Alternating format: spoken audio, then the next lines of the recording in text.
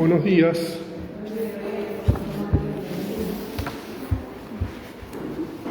¿Dónde habíamos dejado la clase anterior? Último teórico. Se me mezcla un poco con lo que doy en los prácticos. Buen día. Buen día.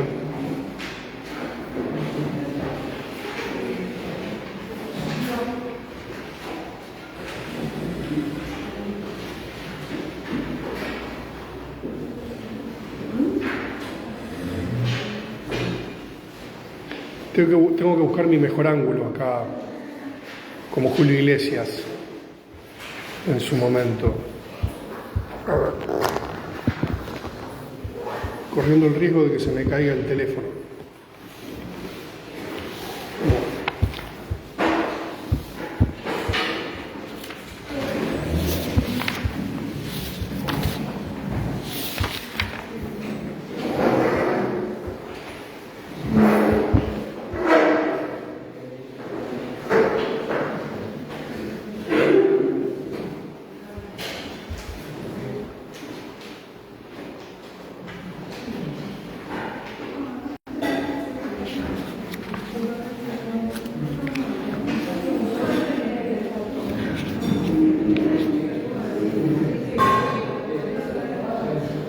Bueno, ¿dónde habíamos dejado el último teórico allá lejos y en el tiempo?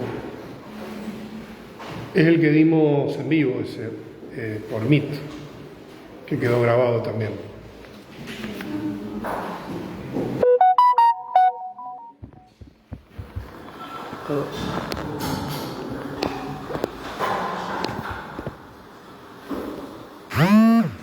Voy a bajarle el volumen a las notificaciones de mi teléfono porque molesta. Bueno, ¿dónde habíamos dejado la clase anterior? Que habíamos empezado a trabajar.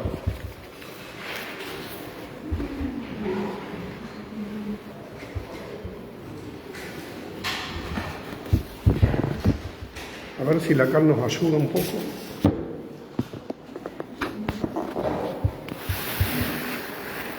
Ahí está.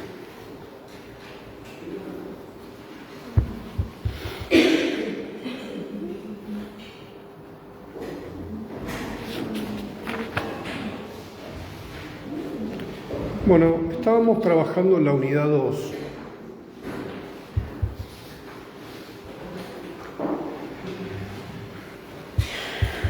La misma contiene 4 puntos: la subjetividad como problemática psicológica, diferenciación entre las teorías que se inscriben en el campo de la subjetividad de aquellas pertenecientes a paradigmas biológicos, prerequisitos para la constitución o construcción de la subjetividad desde diversos enfoques psicológicos, el psicoanálisis, el constructivismo y el construccionismo social, sus conceptos fundamentales. La inteligencia humana y sus controversias como desfuncionalización del instinto o como correlato de lo adaptativo, su vínculo con el desarrollo de la psique o mente. Cuarto punto, enfoque crítico de la medicalización del malestar psíquico de los niños y adolescentes y adultos, sus fundamentos ideológicos, políticos, sus consecuencias en la producción de infancias. A lo mejor es porque yo conozco bastante el programa porque lo hice yo, pero medio que los puntos se explican por sí mismos. Bien. Entonces estábamos trabajando el concepto de subjetividad. Y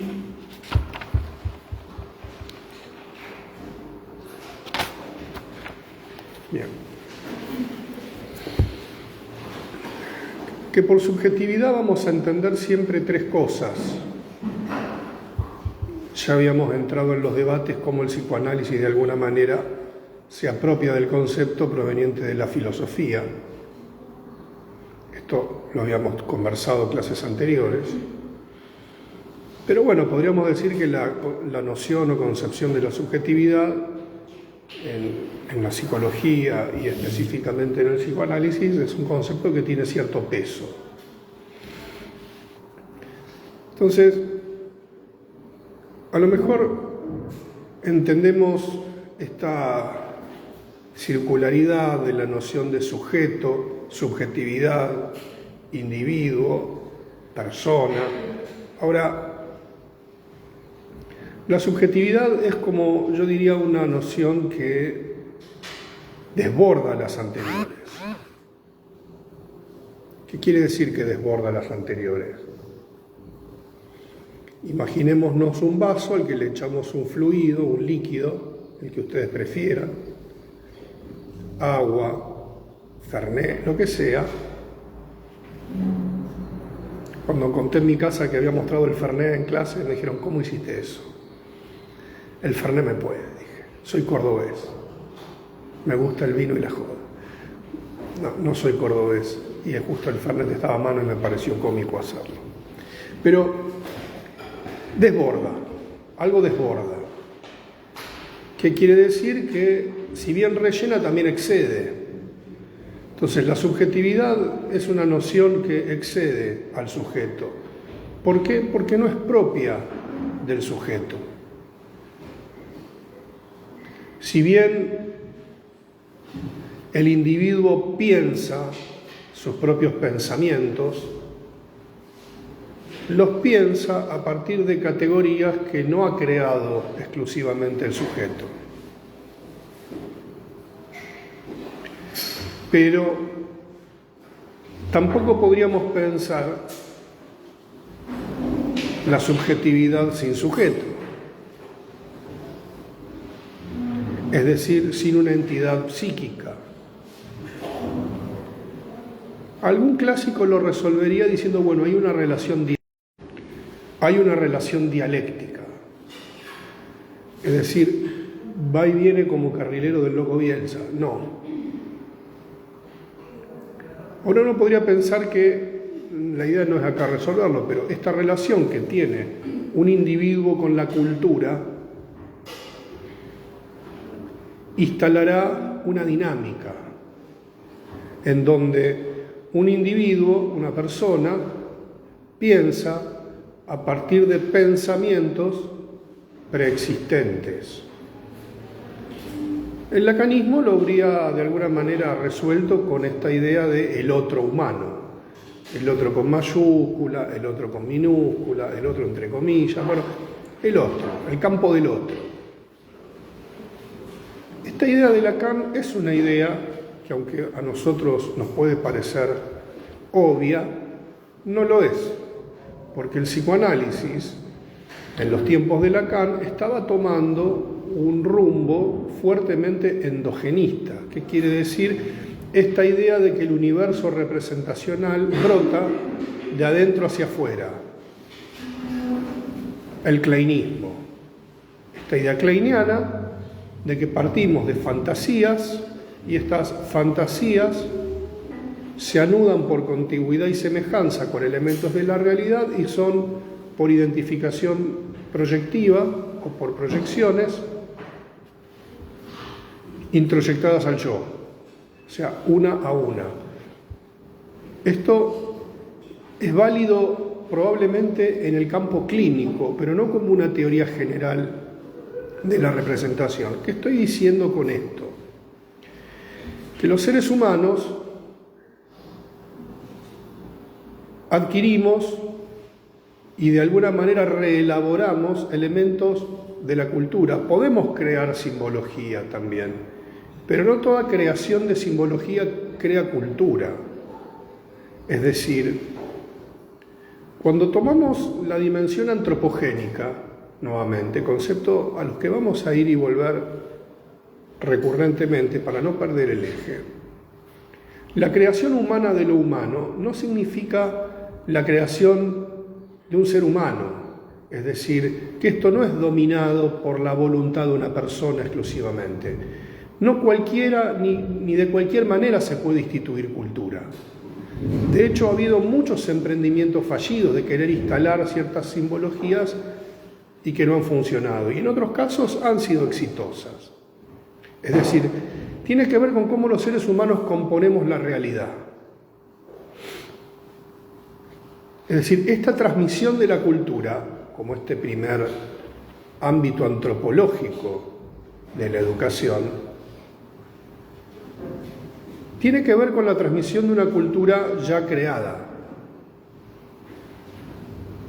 Quizás en Castoriadis aparece la idea del pensamiento heredado, quiere decir aquel pensamiento que yo no tengo que crear, ya está creado, y yo lo repito.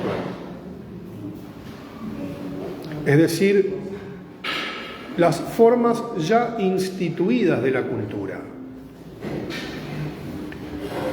Ahora bien,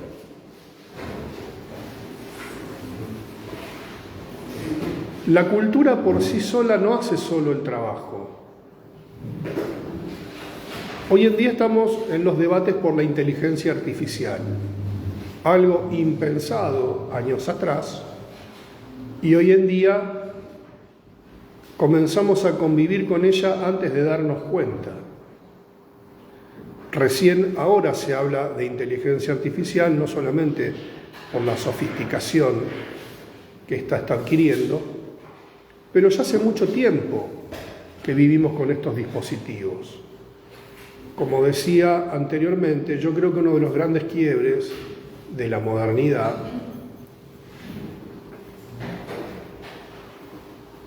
es que hoy en día los seres humanos nos transformamos en flujo informático, flujo de información que es analizado por una inteligencia no humana. O sea, no hay una persona en el fondo de Google revisando expedientes.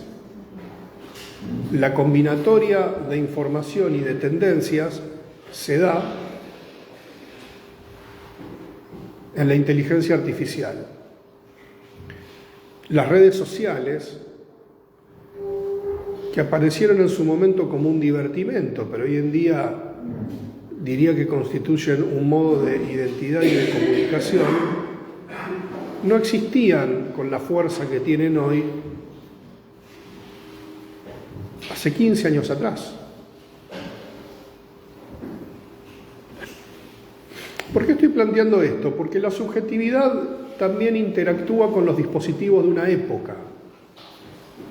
Es decir, el concepto de subjetividad nos lleva inexorablemente a pensar que es producto de dispositivos. No podemos pensar, lo que produce cultura, más que las personas, son los dispositivos, que también están integrados por personas. Entonces, cuando hablamos de la subjetividad como fenómeno, estamos hablando como producto de un mundo pensable, representable, y pensable por alguien que piensa los dispositivos, o que al menos puede tener esa capacidad.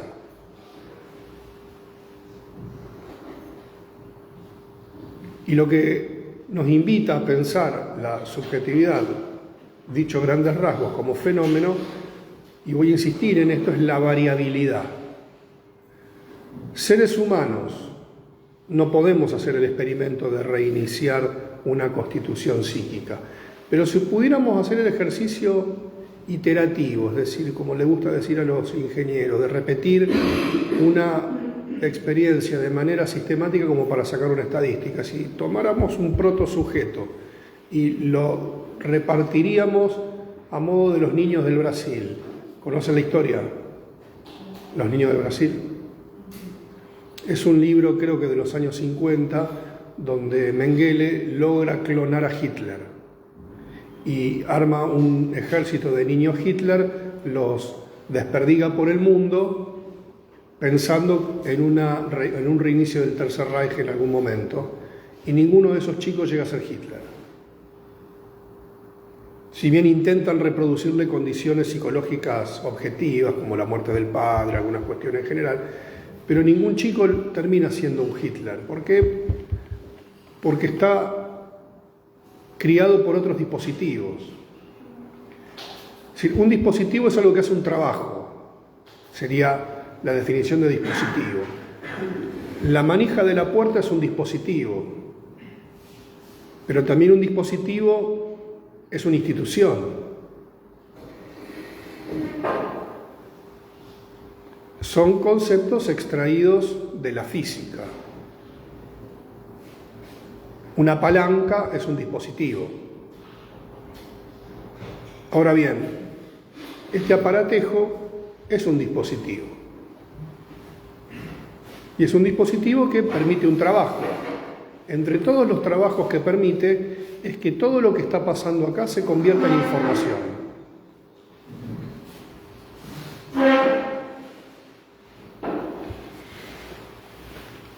Siguiendo esta idea,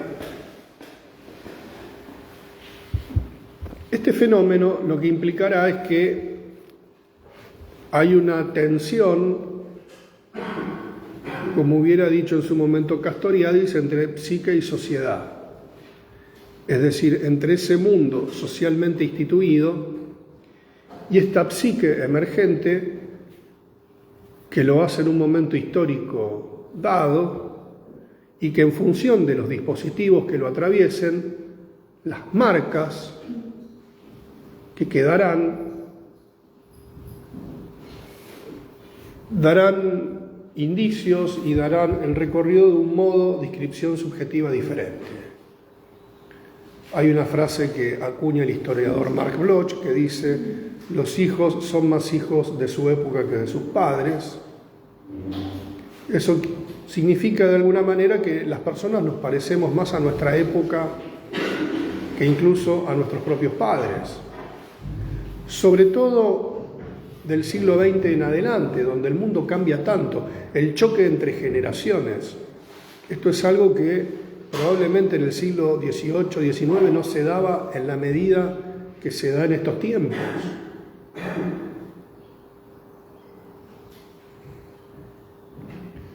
Hoy en día a lo mejor no tenemos el mismo choque de generaciones que hubo con el mundo adolescente de los años 60, porque los adultos nos negamos a crecer, queremos quedar en la adolescencia por más tiempo, por la juventud por más tiempo.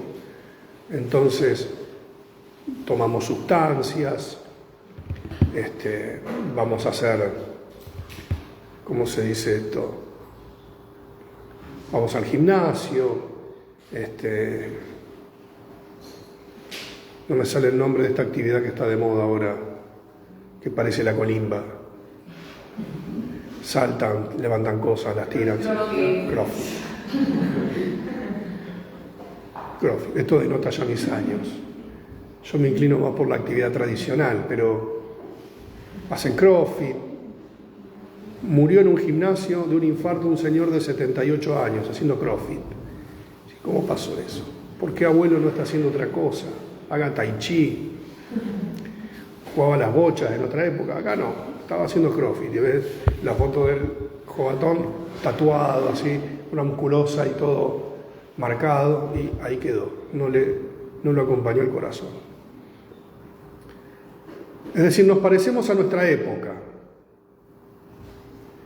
Y parecerse a una época significa adoptar nuevas patologías y nuevas normalidades. Es decir, el malestar de una época se parece a su época. Como cantaba la canción del autodidacta tucumano Palito Ortega, ¿no? La sonrisa de mamá. Esa flor, ese sol que brilla más, todo eso se parece a la sonrisa de mamá. ¡Qué poeta! Las personas también nos parecemos a la sonrisa de mamá, ¿no? Nuestra época. Por lo tanto, en una sociedad construida a partir de dispositivos con cierta rigidez, las problemáticas serán algunas, ¿no? Por ejemplo, el aprendizaje. En una sociedad donde la gente está instituida, como decía Leukovich, estructuralmente instituida por los dispositivos modernos, es decir, una sociedad, dicho rápidamente, prácticamente con pleno empleo, como fue la Argentina hasta los años 70, con una población mayoritariamente instituida, es decir, sin haber caído en la marginalidad, probablemente el problema mayor del campo educativo haya sido el aprendizaje. El niño que no aprende. Este era el punto de trabajo de buena parte de la bibliografía de la época. Cuando uno hace un análisis bibliográfico, entiende cuál era el clima de época. El Zeitgeist, como dicen algunos filósofos y sociólogos, el clima de la época. Hay un clima de época que marca una cosa y como que si fuera un orientador del sentido común. En el año 2001, diciembre y enero de 2001 en la Argentina, el clima de época era el ya célebre y probablemente para ustedes es parte de la historia como si yo le hablara de la Edad de Piedra, pero el que se vayan todos. Las asambleas barriales, el corralito, la gente indignada. Hubo un clima muy especial en el año 2001. Hoy en día tenemos un mismo clima, no lo creo. Algunas cosas se le parecen, pero no son iguales. No son iguales porque, como decía un antiguo griego, no nos bañamos dos veces en un mismo río, don Heráclito. Leucovich solía decir, él era bastante especial en esto, que lo que Heráclito no podía pensar que no solamente no se bañaba dos veces en un mismo río porque el río fluía, sino porque él también no era la misma persona. Él no era el mismo Heráclito, el que se bañaba en un mismo río. Esta idea creo que es interesante porque las mismas condiciones históricas no necesariamente generan una misma reacción social porque la sociedad no es la misma. Probablemente un individuo de los años 60 del siglo pasado no toleraría un segundo de nuestra realidad. Pero nosotros estaríamos más acostumbrados al malestar que al otro a lo mejor lo tortura. Lo que le parece injusto para una persona en los años 60 o para un militante anarquista de los años 20 no es lo mismo que le molesta a un obrero contemporáneo. ¿Se entiende? Esto solamente es posible en el campo de la subjetividad.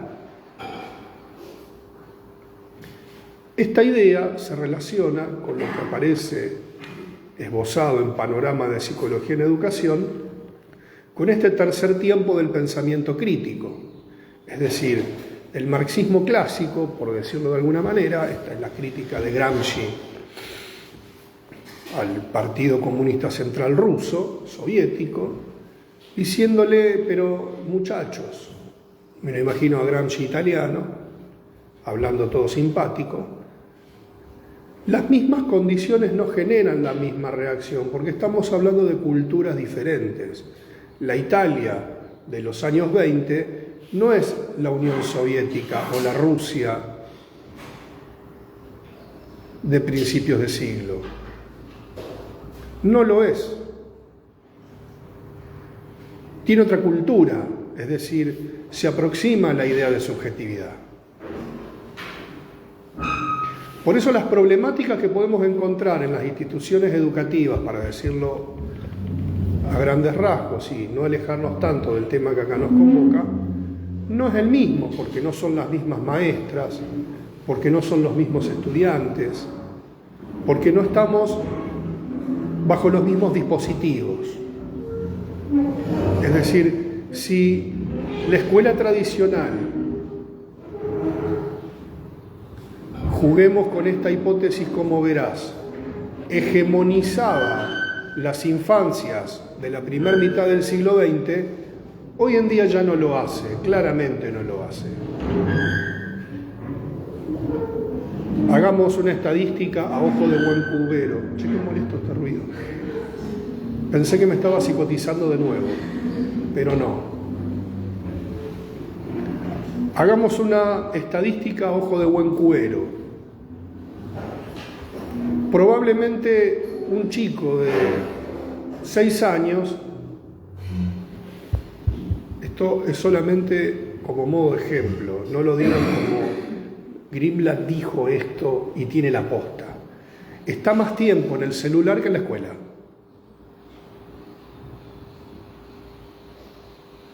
Por lo tanto, si un niño de 6 años está más tiempo en el celular que en la escuela, podríamos pensar que hay toda una iconografía que ya maneja sin que la haya aprendido en una institución formal. Hay una serie de relaciones que maneja en el teléfono, de iconos, previas a lo mejor a la lectoescritura. ¿Se entiende? Y probablemente su cabecita ya empieza a configurarse más parecida al teléfono que a la profesora de geografía. Hay una lógica que ya empieza a funcionar. Y probablemente maneje mejor el teléfono a los 6 años que el abuelo que tiene 2 doctorados en química y en física y no entiende cómo usar el teléfono y el pibe lo sabe manejar. Estoy dando un ejemplo, solo con fines didácticos y probablemente muy exagerado. Mi abuela sabía de la vida un montón, pero jamás entendió cómo funcionaba el control remoto. A un convaleciente se paraba a cambiar al aparato. Pues no lo entiendo, me decía. A ver, cambiame vos de canal. Y yo le explicaba, vos tiene que apretar acá, allá, y que estoy... No hubo caso. Pero podía sacar una reflexión brillante de cualquier lugar, tenía una sabiduría extraordinaria, pero el control remoto era un dispositivo que no lograba manejar. ¿Por qué? Porque era una persona de otra época. Si bien vivía en su época, era de otra época, estaba atravesada por otros dispositivos. ¿Se va entendiendo esta idea? Entonces, esta infancia que llega a la institución sólida, educativa, por lo general es una infancia que ya llega prefigurada por otro tipo de dispositivos. Pero al mismo tiempo se produce, si vemos la amplitud del campo, en un territorio, en una territorialidad o sobre un suelo social mucho más fragmentado.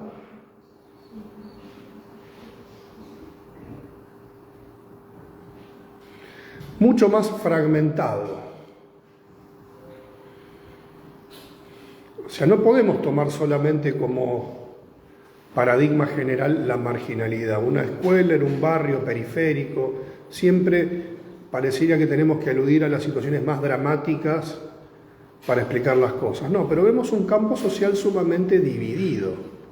En una escuela pública, no nos vayamos tan lejos, convive a lo mejor el hijo de profesionales con un chico que es soldadito del narcotráfico o está muy susceptible de serlo,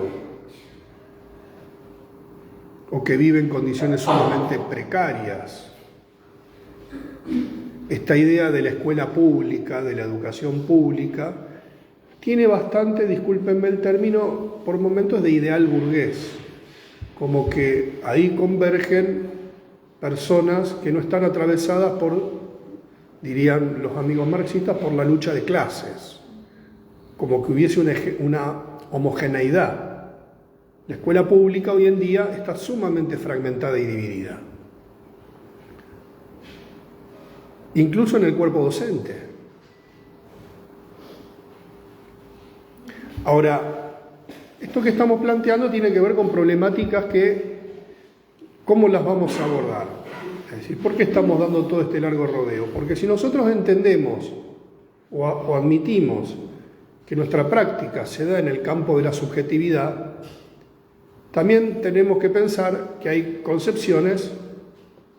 que no adoptan un concepto como el de subjetividad como una concepción, llamémosle, válida, metodológica a la hora de abordar las problemáticas que se dan en el campo. ¿Se entiende esto? O sea, yo admito el concepto de subjetividad. ¿Qué significa esto? Que mi metodología, como diría Deleuze, su caja de herramientas teórica, se da para trabajar de esta manera. Ahora, si mi concepción no es la de la subjetividad, porque yo pienso que la cultura no es tan variada, sino que el ser humano se organiza por cuestiones adaptativas y por una evolución. Es decir, las sociedades tecnológicamente más sofisticadas son más evolucionadas que las tecnológicamente no tan desarrolladas, como si eso fuera una evolución. No estoy pensando en culturas distintas o en mecanismos intrínsecos a cada sociedad que le han permitido no progresar, o sociedades que han entrado en decadencia. Y esto me permito una pequeña salvedad. Lamento si hiero alguna susceptibilidad, pero los 40 años de democracia que celebramos en la Argentina, que obviamente son un logro, especialmente después de una dictadura terrible, no han logrado frenar una tendencia decadente. La Argentina no está mejor que hace 40 años atrás. En algunas cosas obviamente sí. No tenemos Falcon Verde circulando, no tenemos un sistema represivo como hubo en los años 70, que diría fue casi excepcional, si bien no es el único, pero ¿qué país no ha tenido etapas represivas? Esto no lo estoy banalizando ni generalizando, sino diciendo que la historia humana no es lineal. Pero en los años 70 la Argentina tenía casi pleno empleo. La desocupación era prácticamente inexistente, el analfabetismo era prácticamente inexistente. Y está bien que Alfonsín recibe un país devastado después de una represión terrible y una guerra perdida, que parece que a veces no se anota en la cuenta, que Alfonsín asume en el 83 y en el 82 perdemos una guerra con Inglaterra, contra la OTAN. No hemos logrado revertir una curva decadente. A lo mejor hubo periodos más prósperos que otros, pero en líneas generales no podríamos decir que estamos mejor. En algunas cosas probablemente, pero en otras no. Si vemos los índices de pobreza, de analfabetismo, de abandono escolar, la degradación del tejido social argentino, la cantidad de chicos que probablemente no tengan un futuro próspero. En mi infancia eso no existía, no era así. Y tengo 50 años, no tengo 180. Algo pasó. Bueno, ¿cómo se dan las tensiones políticas adentro de un país, etcétera, etcétera, en una sociedad? También marcan cómo funcionan sus dispositivos, sus finalidades.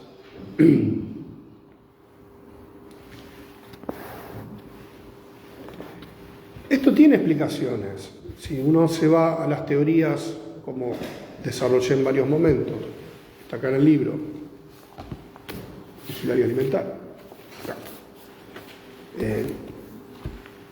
La incidencia de las políticas del capital humano, bueno, no mejoraron mucho las cosas. Funcionaron en la Alemania de la posguerra. Acá no. Bueno. Ahora, el concepto de subjetividad, una vez que nosotros decidimos que es operativo, que es un concepto válido, implica que teorías den cuenta de ello. Entonces, una teoría que dé cuenta del pensamiento humano es una teoría que tiene que, de alguna manera, elaborar qué hablamos cuando hablamos de pensamiento, ¿Qué hablamos cuando hablamos de inteligencia? ¿Y qué hablamos cuando hablamos de simbolización?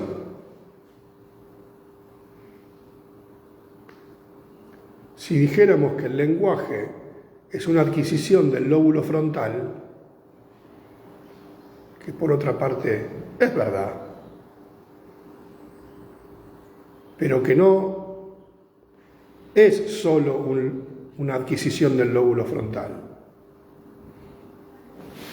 No podemos ser tan necios y no aceptar que nuestra posibilidad de ser seres parlantes, seres provistos de lenguaje y que nos habilita a esta transformación del mundo, se debe también a una evolución. Nuestra especie evolucionó. Ahora, la experiencia muestra que no es condición necesaria, pero no suficiente.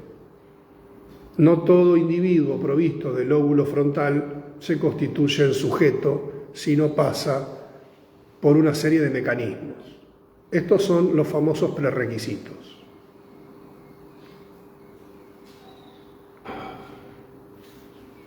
En el texto Pensamiento, Inteligencia y las teorías de la subjetividad, esto se desarrolla. Se hace un pasaje por distintas teorías. Hoy vamos a trabajar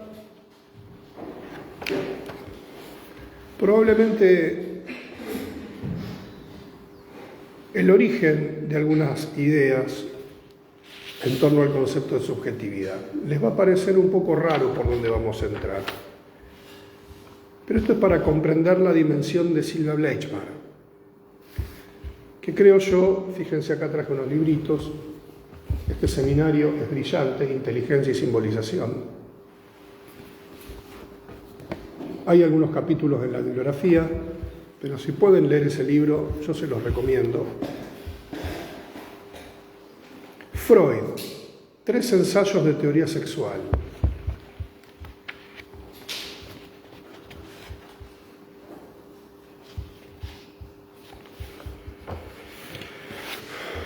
Textos escritos entre 1900 y 1905 que se publica.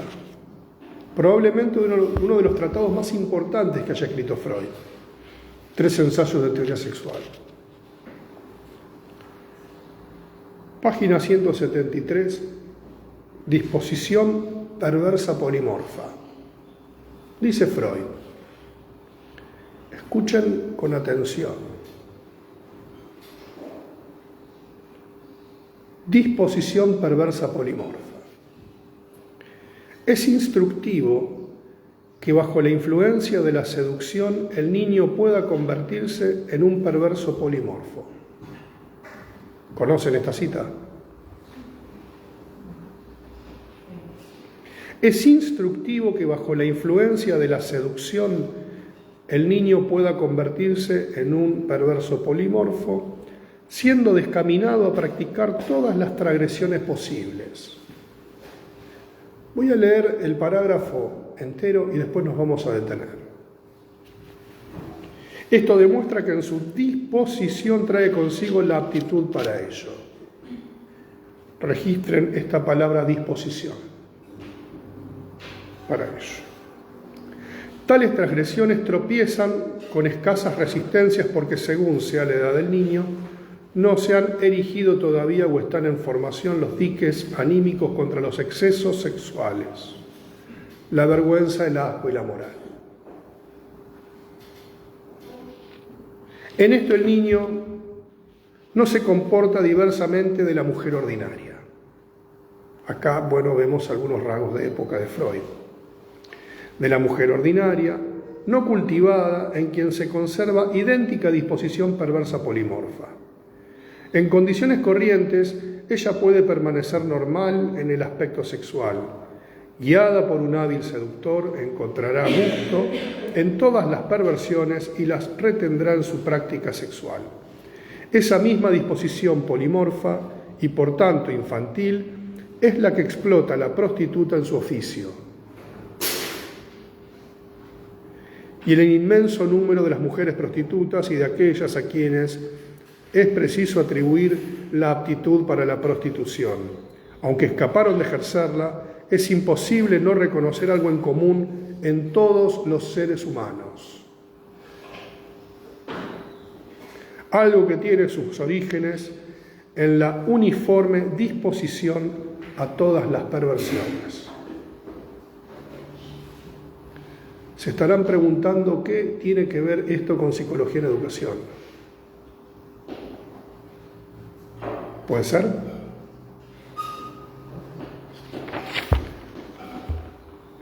Vemos algunos rasgos de época en Freud. Piensen que este texto, escrito entre 1900 y 1905, había mujeres que consultaban al médico por haber tenido un orgasmo. Consultaban para saber cómo lograr otro, probablemente. Pero era mal visto el orgasmo en la mujer en la sociedad victoriana. El goce era algo mal visto, entonces los hombres recurrían a los burdeles. De ahí morían de sífilis como pestes, ¿no? Muchos de nuestros próceres murieron de sífilis. Creo que Belgrano murió de sífilis. Era una enfermedad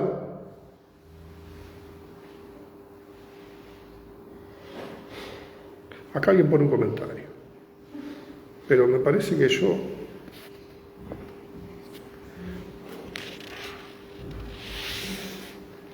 después leo tu comentario, Natalia. A lo mejor ya llevo un tiempo escrito y no lo vi, disculpa. Me perdí. Ahí volví. Vamos a leer de nuevo el parágrafo. Dice: es instructivo que bajo la influencia de la seducción el niño pueda convertirse en un perverso polimorfo. Esta idea es extraordinaria.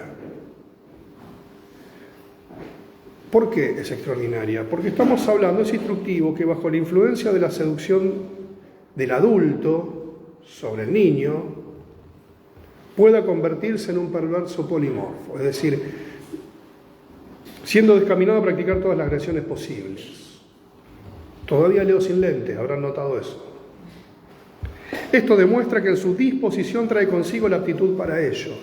El término disposición es clave. Para Freud, él va a diferenciar disposición de predisposición. La disposición es un rasgo general de la especie. En Freud, en el esquema de las series complementarias, siempre introduce una dimensión estructural de la especie humana. La teoría freudiana es una teoría que siempre, de alguna manera u otra, intenta dar cuenta de un rasgo general de la humanidad como especie. Y esta es la disposición. Es decir, es una potencialidad propia de nuestra especie. Esta desviación de la sexualidad, de lo que sería del acto de la reproducción, a esta desviación hacia las vías del placer. Es decir, esta actividad que dice acá Freud no tiene nada que ver con la reproducción impuesta por el circuito del instinto. Es decir, esta perversión es una perversión del instinto. El instinto es pervertido. ¿Por qué? Porque el instinto es circular. Acá se desvía. Y las vías del placer en nuestra especie se expanden más allá de la reproducción en sí misma.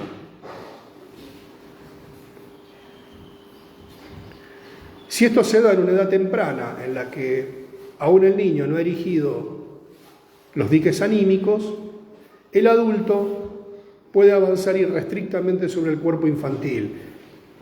Disposición perversa polimorfa, Freud describe una escena de abuso sexual, donde hay un goce deliberado del adulto sobre el cuerpo infantil. Pero la consecuencia de este abuso es la modificación o la alteración del decurso sexual del infans. Lo convierte en un perverso polimorfo, en un niño hipersexual. Este es un rasgo que tienen algunos niños abusados. están hipersexualizados. Ahora, lo interesante es que Freud escribe esto en los años 1900, donde la sexualidad infantil era un problema, estos niños sexualizados.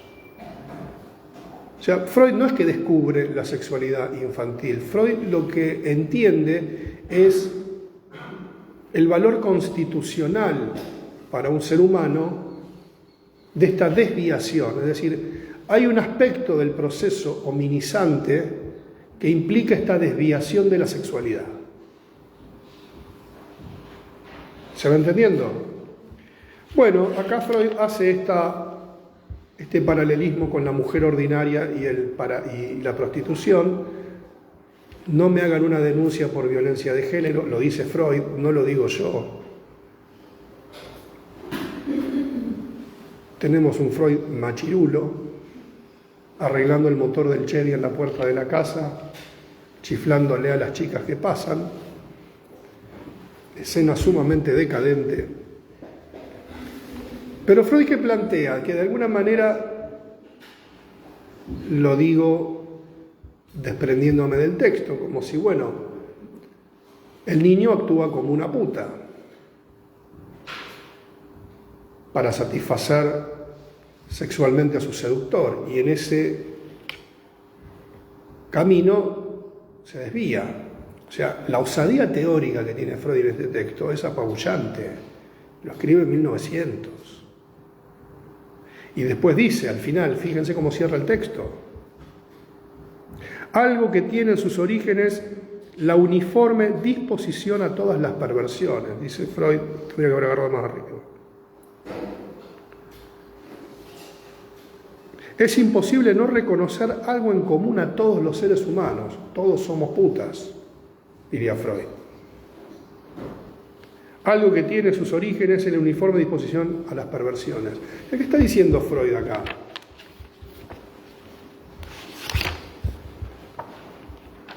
Que esta es una desviación constitucional que se da por una intromisión, estaría diciendo acá, de la sexualidad adulta en la sexualidad infantil. Hay una saturación de esta sexualidad adulta en el cuerpo de la infancia. Lo satura. Esta es una escena de abuso. Vamos a leer la página 203, objeto sexual del periodo de latencia, mismo texto, 3 ensayos, 1900. Dice Freud: el trato del niño con la persona que lo cuida es para él una fuente continua de excitación y de satisfacción sexuales, a partir de las zonas erógenas, y tanto más por el hecho de que esa persona, por regla general la madre, dirige sobre el niño sentimientos que brotan de su vida sexual. ¿Escucharon eso? ¿Escucharon? Repito, el trato del niño con la persona que lo cuida es para él una fuente continua de excitación y de satisfacción sexuales, a partir de las zonas erógenas, y tanto más por el hecho de que esa persona, por regla general la madre, dirige sobre el niño sentimientos que brotan de su vida sexual, lo acaricia, lo besa, lo mece y claramente lo toma como sustituto. Esta palabra es clave, como sustituto de un objeto sexual de pleno derecho. Esperen que necesito bancarme un poco después de haber leído esto. Me ruborizo todavía cada vez que lo leo. Disculpen. Le pongo disculpen. La madre se horrorizaría, probablemente, como hice yo recién, de horrorizarme cada vez que lo leo, si se le esclareciese que con todas sus muestras de ternura despierta la pulsión sexual de su hijo y prepara su posterior intensidad.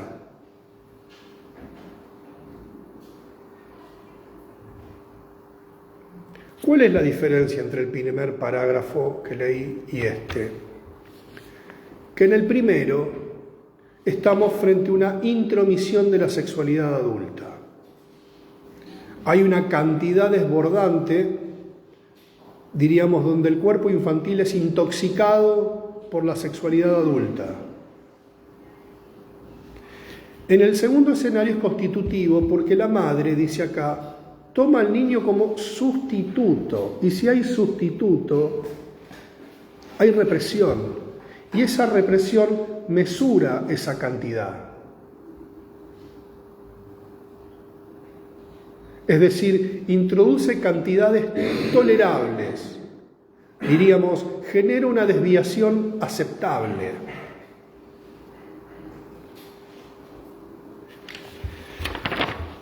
Esta idea es importante porque lo que ejerce esta cantidad en el cuerpo infantil, primero admitimos una tesis, que la sexualidad o la pulsión proviene de una fuente que es el otro humano, no brota desde adentro, como podría pensar teorías endogenistas.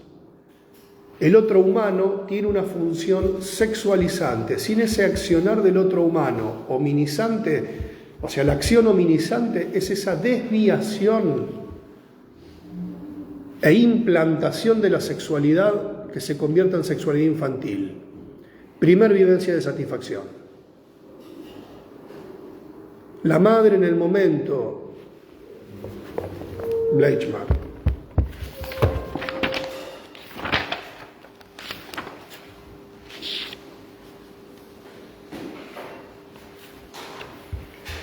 Página 12, la fundación del inconsciente, de lo inconsciente.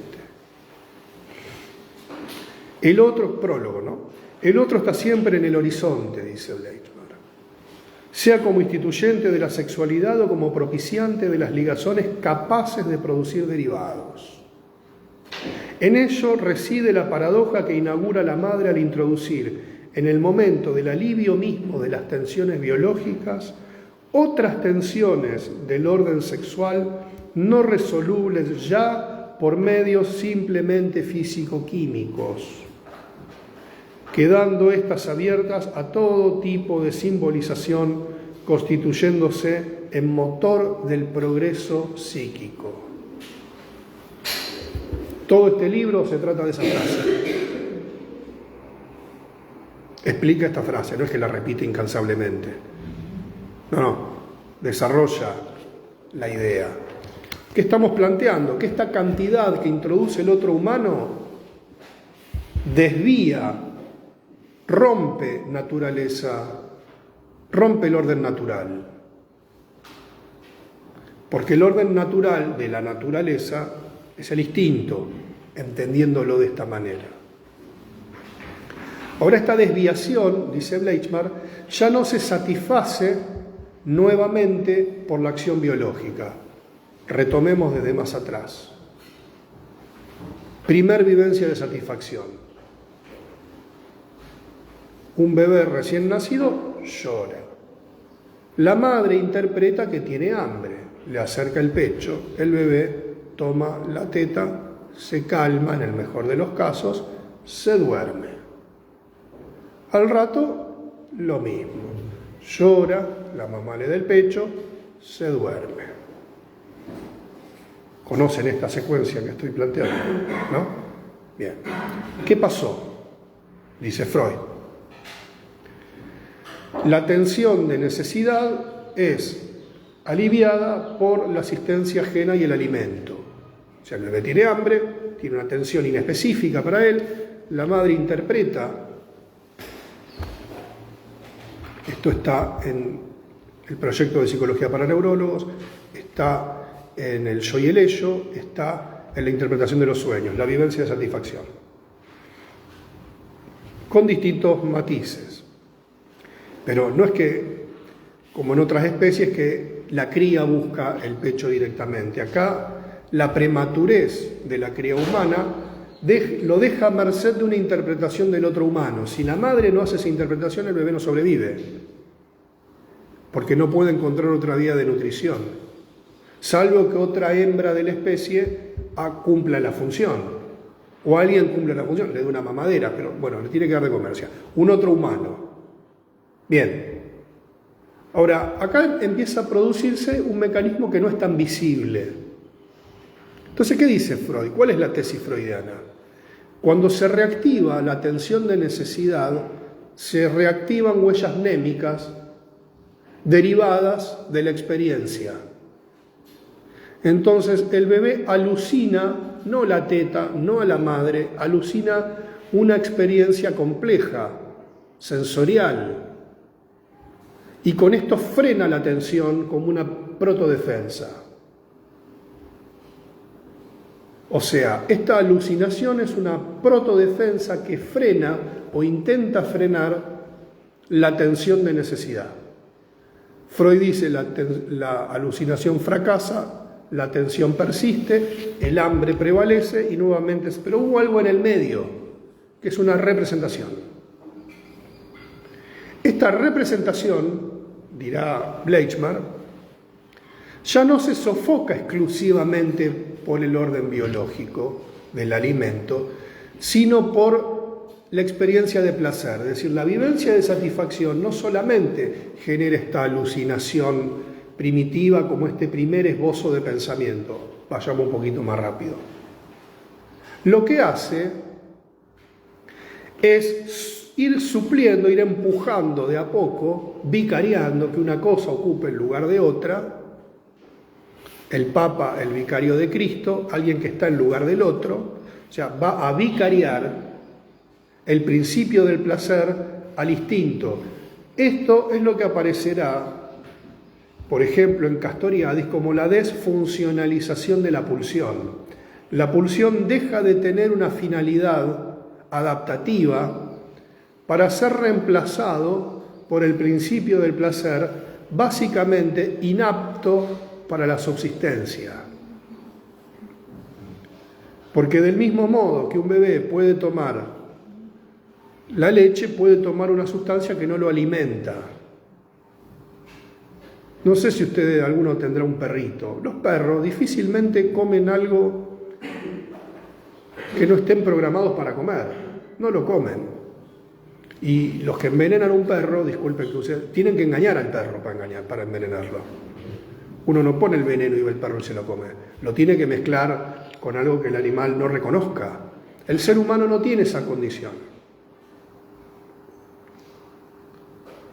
Ahora, este primer esbozo de pensamiento deriva, lo precisa Bleichmar en este texto, pero ya lo vemos en Freud, donde el pensamiento humano sigue el mismo camino que la sexualidad humana, que es esta desviación.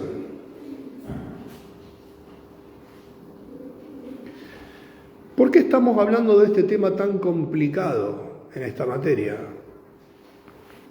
Porque tenemos que comprender que la inteligencia humana no es una inteligencia estrictamente adaptativa. Y aquello que no se da en el orden directo del instinto, es decir, la capacidad de un ser humano de sobrevivir, se da por el largo rodeo de la constitución psíquica. Es decir, los seres humanos tenemos un primer tiempo de la vida absolutamente inapto para subsistir por nuestros propios medios, inadecuado y sumamente dependiente de nuestro entorno. Hay una edad en donde un bebé es un peligro. Entre el año y los 2 años y medio, los bebés son un peligro. El pibe camina y se te va. Mete los dedos en el enchufe, se trepa algo y se cae. Son un peligro. Ahora, otras especies no corren esos riesgos, las crías. Es decir, hay un tiempo sumamente desadaptativo. Ahora bien,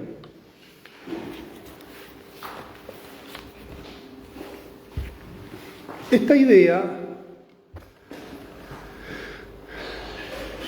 es insuficiente. Estamos en un primer prerequisito para la constitución subjetiva desde una perspectiva psicoanalítica que sería, yo diría, Freud, Laplanche, Sylvia Bleichmann sería el orden de estos autores, ahora voy a explicar por qué,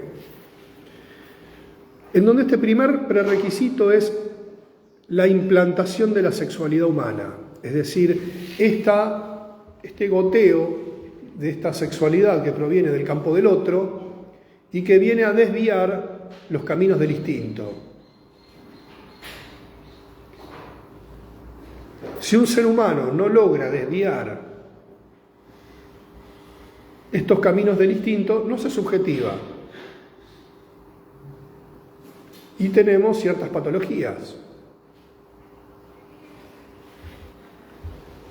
Si bien hoy en día hay muchos debates en torno a los autismos, pero podríamos pensar que estos modos de funcionamiento de la mente humana como un robot, no hay subjetividad, hay información, pero no hay subjetividad. ¿Por qué? Porque no está esta plasticidad, esta respuesta concreta que encontramos en algunas patologías, por lo general muy limitadas. La tesis fundamental en la Francia de aquellos años es la tesis de Lacan, inconsciente estructurado como un lenguaje en un clima de un estructuralismo susuriano develador, un clima fuertemente estructuralista. No voy a avanzar en ese punto. Entonces Laplanche va a plantear en el trabajo con Leclerc, donde tiene muchos ribetes políticos de la época, cuestiona sutilmente el célebre retorno a Freud de Lacan. Yo suelo decir es un retorno a Freud, mejor sigamos a Lacan, porque es un retorno a Freud que es mejor sigamos a Lacan. Entiendo que esto puede ser polémico y provocador, pero Laplanche dice, no, volvamos a Freud, dice. Entonces lo que va a plantear es la idea, lo digo a grandes rasgos, que el inconsciente es fundado, y es fundado por la caída, digámoslo así, de la represión originaria.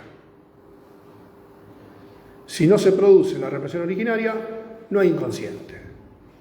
El inconsciente no es el otro, no está estructurado como un lenguaje, dices como un lenguaje no estructurado, pueden ver el texto de la ponencia de Laplanche y Leclerc. Creo que Leclerc, no me acuerdo. Después lo chequeo, disculpen. Bien, entonces, la idea de que el inconsciente es fundado, estamos diciendo que hay movimientos anteriores a la constitución del inconsciente, o a la fundación del inconsciente. Recuerden el nombre de este texto, la fundación del inconsciente, en donde Bleichmann profundiza su texto anterior, Los orígenes del sujeto psíquico, que es la tesis de doctorado que le dirige Laplanche a Sylvia Bleichmann. Ella lleva al límite esta teoría y precisamente va a plantear lo que estamos hablando aquí. Durante muchos años se consideraba que los problemas de aprendizaje estaban vinculados al campo del síntoma. Si vemos los trabajos de Alicia Fernández, los trabajos de Sara Paín, de la psicopedagogía psicoanalítica, van a plantear abiertamente que el problema del aprendizaje muchas veces está vinculado a una problemática inherente al campo del síntoma. Incluso esta noción que va a aparecer fuertemente en el psicoanálisis con niños por parte de las discípulas de Lacan, que son principalmente François Dolto y Maud Manoni, donde van a plantear abiertamente la idea del síntoma del niño es el síntoma de la madre. Como esta idea de un inconsciente transpersonal, ahora que están de moda las terapias, habría un inconsciente transpersonal, es decir, síntoma del niño, síntoma de la madre. Bleichmann va a plantear la idea de estructura de partida y estructura de llegada. Tiene varios comentarios al respecto, de alguna manera cuestionando fuertemente esta teoría, pero lo que estamos planteando acá es que si no se dan ciertos prerequisitos, la subjetividad no se constituye, no logra constituirse. El primer prerequisito precisamente será la implantación de la sexualidad humana. Y esta es una teoría fuerte.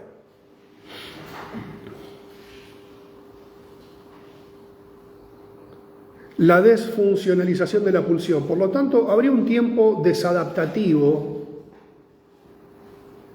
absolutamente sano.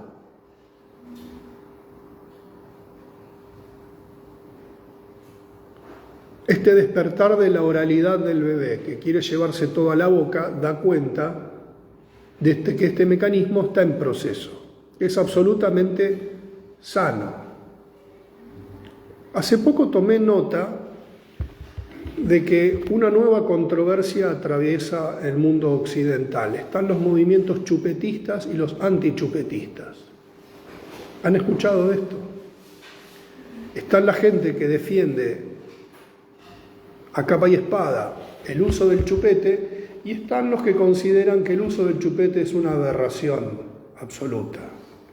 Los chupetistas y los antichupetistas. Ese es un nombre que le puse yo. Se agarran a trompadas en las esquinas, se llevan banderas a la cancha, corridas en las populares. Qué mal que le hace todo esto a la pediatría, los inadaptados de siempre. Pero hay gente que sostiene, por ejemplo, que el chupete es prácticamente darle cianuro a los bebés. Ahora, yo voy a inclinarme por el chupetismo. El chupetismo es lo que permite a un bebé muy chiquitito empezar a drenar pulsiones parciales, ciertas excitaciones derivadas de una experiencia que lo desborda, que es la succión.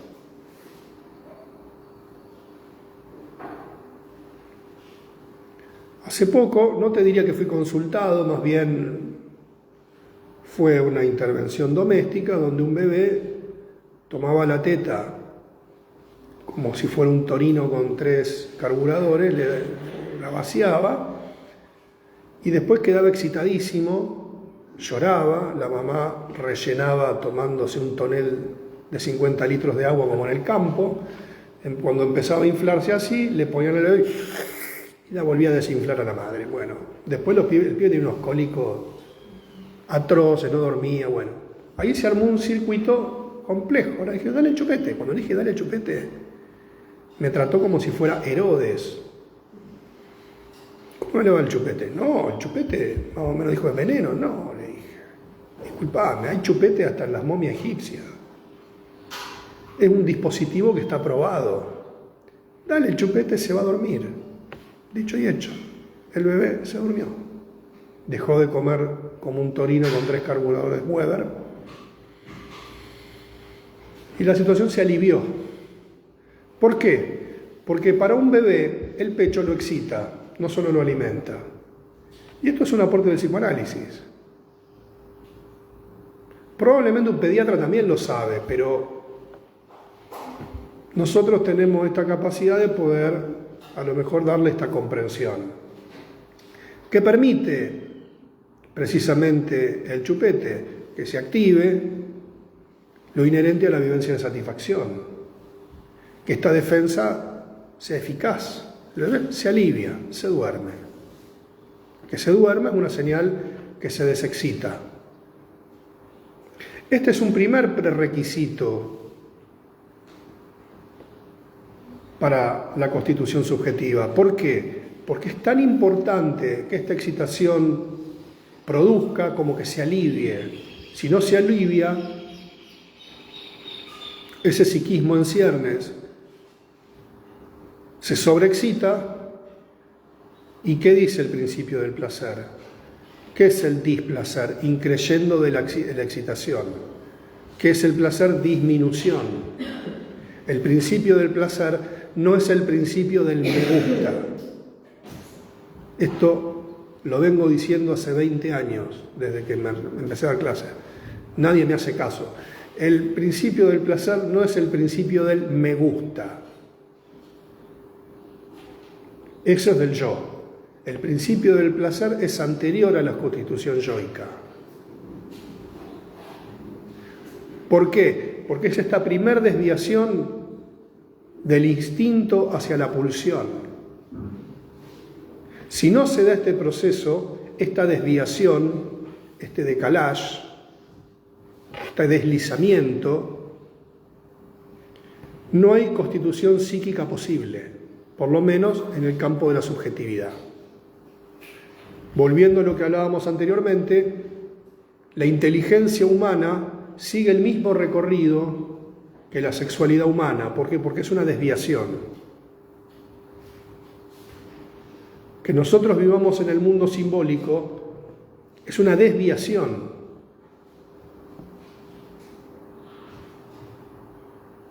¿Se entiende?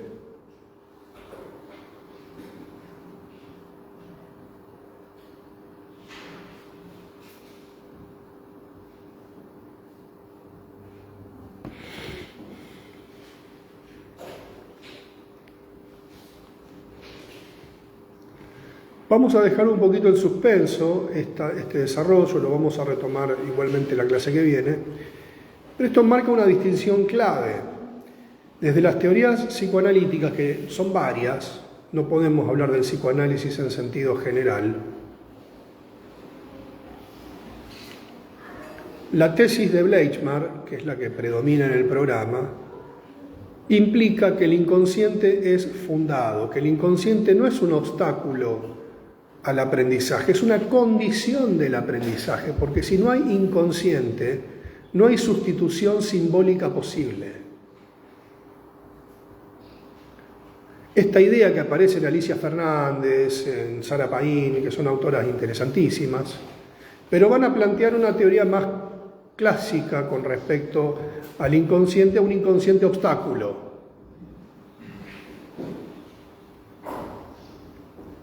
El problema de aprendizaje como una formación del inconsciente, como una inhibición del pensamiento, ponele.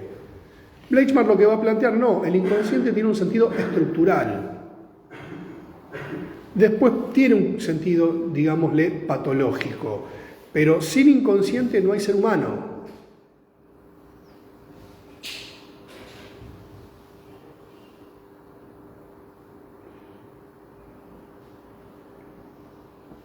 Y su tesis de que el inconsciente es fundado a partir del surgimiento o de la emergencia de la represión originaria, que lo vamos a ver más adelante.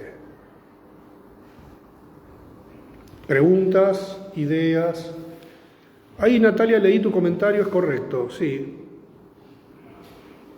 Los dispositivos disciplinarios forjan subjetividad moderna, tal cual. Y hoy en día estos dispositivos disciplinarios están mermando en su potencial, y hoy en día los dispositivos digitales nos están configurando como nuevas mentes. Preguntas, este tema sé que es bastante complejo.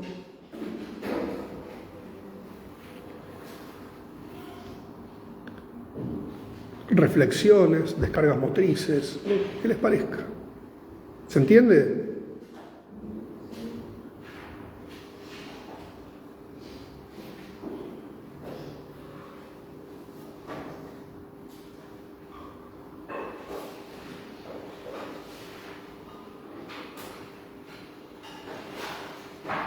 ¿Habían escuchado esto en otro momento?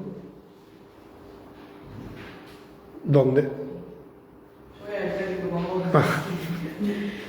Pero el año pasado en un seminario de crítica actual habíamos trabajado un poco de Bleichmar y habíamos visto el tema del plus. El plus de placer. Bien, es correcto lo que marcas, que lo que sostiene Bleichmar es que la vivencia de satisfacción instala un plus de placer, va a usar esa palabra, gracias por el aporte, y que este plus de placer sobrepasa la experiencia biológica, que en la escena o en el escenario de la nutrición, además de en la disminución de la tensión biológica, se genera un plus de placer. Yo siempre lo explico así. A ver si entra en la cámara. Sube la tensión biológica. Vamos a ponerle línea. Cuando interviene el otro humano, esta tensión disminuye, vuelve a cero. Pero en este mismo acto, que es interferido, esto es obviamente un esquema a modo de ejemplo, esta línea de puntos ya no deriva de la primera, que es biológica, y lo hace desde un plus de placer, que se disminuye, pero después levanta. Por ejemplo, la voracidad de un bebé, o nuestras voracidades, que no solamente uno tiene voracidad de bebé, tiene que ver con el plus de placer. Si no, uno comería hasta estar saciado. Pero no es mi caso.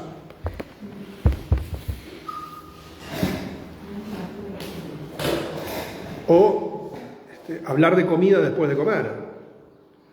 O hablar de sexualidad después de haber tenido relaciones. O seguir fantaseando. Se supone que ha perdido la virilidad, la naturaleza le puso un límite y ya no tendría más interés. Lo mismo podríamos pensar en mujeres posmenopausia, ¿no? Sin embargo, la tensión persiste, el deseo persiste. Mi perrita, pobrecita, la castramos. Para los dueños era un dilema porque sentíamos que estábamos generándole un daño. Los veterinarios hoy en día lo recomiendan abiertamente. No tiene apetito sexual, o tiene esa protopulsión parcial que tienen a veces algunos perros que buscan, qué sé yo, el cariño, se frotan, pero no tienen apetito sexual. El perro le muestra los dientes, no es que está desesperada mi perra porque alguien le dé bola, no quiere saber nada. O sea, el ser humano ha producido esa desviación. Esta desviación es propiamente humana. Por eso el eje antropogénico es muy claro y es clave en este punto. Porque antropogenia nos va a llevar también a la idea de la constitución subjetiva, que va más allá del intercambio con la cultura. O sea, es condición necesaria pero no suficiente, nuevamente, que un individuo esté en un ámbito cultural para constituirse como sujeto. Tiene que darse un proceso constitutivo. Aquí Bleichmar nuevamente diferencia producción de subjetividad de constitución psíquica. Bueno, estamos complejizando demasiado por esta clase. Pero está muy bien lo que marcas del plus de placer. O sea, Freud no lo dice con esa claridad. Bleichmar lo plantea, sea como instituyente de la sexualidad o como propiciante de ligaciones capaces de producir derivados.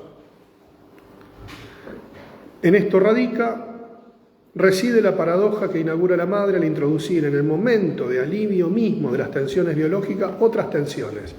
Estas otras tensiones es el plus de placer. Tal cual, muy bien, gracias. ¿Otra idea, comentario, aporte?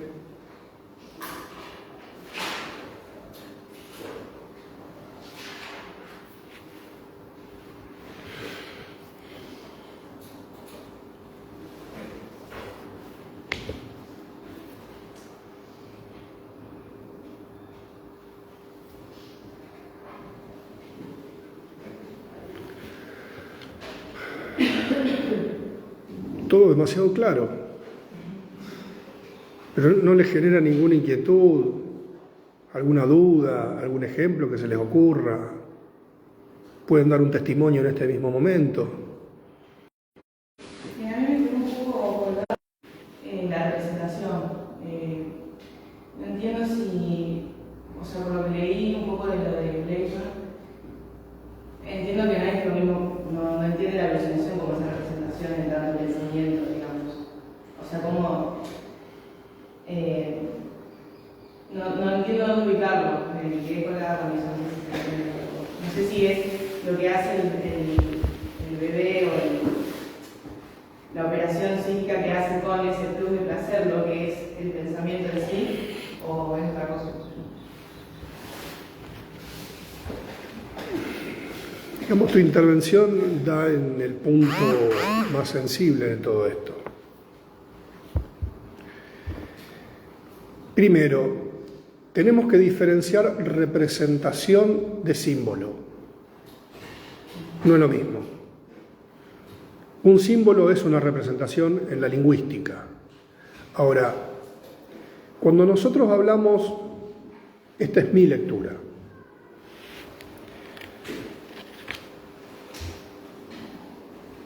de representación estamos hablando o de un modo de representar de la psique anterior a la constitución del yo, o que el yo no la advierte completamente. Una representación es la alucinación primitiva, porque no es que el bebé dice, che, no me traen la mamadera o la teta, voy a alucinar un rato el pecho. No, es invadido por la representación. Esto se relaciona con el esquema más primario de Freud del polo perceptual y el polo motor. Es el mismo mecanismo que el sueño. Una huella mnémica accede al polo perceptual y lo invade. Por eso es una alucinación. No es voluntaria, es una descarga. Eso es una representación. Hay una descarga. Como en el sueño, que Freud incluso utiliza una metáfora muy interesante, es un reflujo. Va del polo motor de adentro hacia afuera, una experiencia que ingresó obviamente. Entonces ahí hablamos de representación. Bien, un primer esbozo de pensamiento. ¿Por qué? Porque la representación le pone freno al instinto. Es una defensa. Entonces es interesante que el pensamiento actúe como una defensa en un primer momento.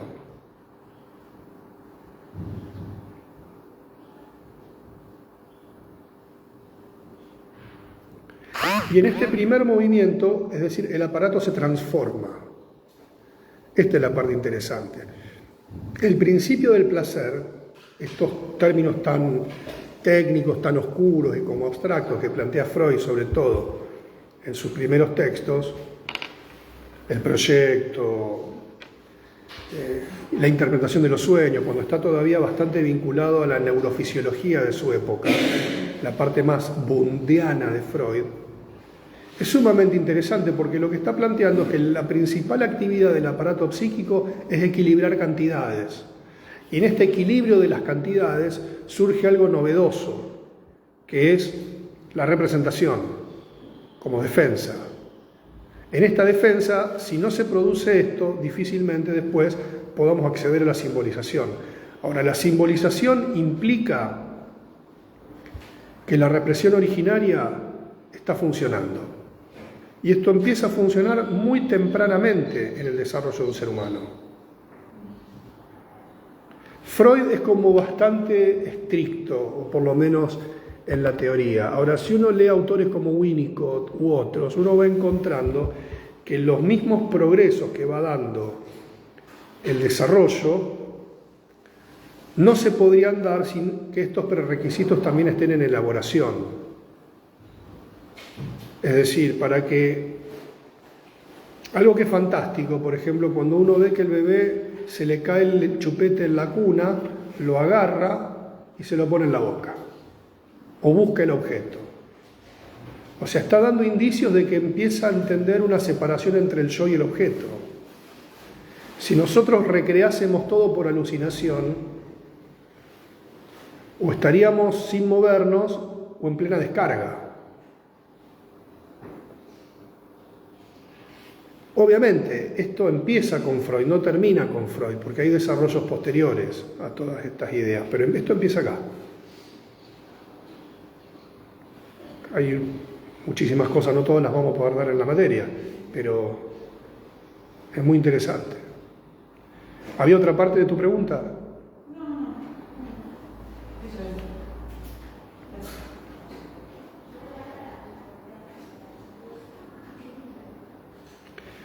Bueno, dejamos aquí, así tienen media horita hacia la próxima clase.